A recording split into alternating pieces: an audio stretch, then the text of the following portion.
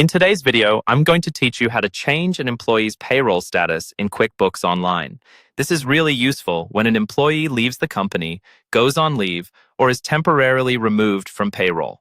Keeping their status accurate helps ensure your payroll reports, tax filings, and records stay clean and up to date. First, sign into your QuickBooks Online account and go to the main dashboard. From here, look toward the left-hand side for the main navigation menu. Hover your mouse over the Payroll tab to open the Payroll options. In that menu, click on Employees. In some versions, you might see All Employees instead, especially if you have multiple employee views. Go ahead and select that so you can see the full list of people on your payroll. Next, find the employee whose status you want to change. You can scroll through the list or use any search or filter options that appear at the top of the page.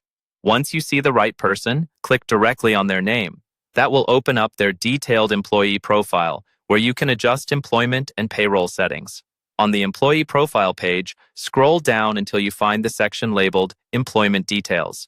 This is where QuickBooks stores information about their current status with your company. On the right side of that section, look for an Edit button or a small pencil icon. Click that to start making changes. This will open the fields you're allowed to update, including the employee's status. Within the employment details, locate the status drop-down menu. Click it to see the available options. Here you can choose the status that best matches the employee's situation. For example, you might select terminated if they've left the company, unpaid leave of absence or paid leave of absence if they're temporarily away, deceased if you're updating records after a passing, or not on payroll for furloughs or layoffs where they are still an employee but not currently being paid.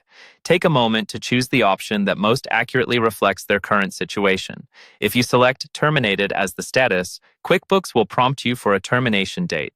Enter the correct date in the provided field. This date is important because it affects payroll history, reports, and tax forms, so make sure it matches your internal records. Once everything looks correct, scroll down and click Save or Done. QuickBooks will apply your changes and update the employee's payroll status. And that's all you need to do to update an employee's payroll status in QuickBooks Online.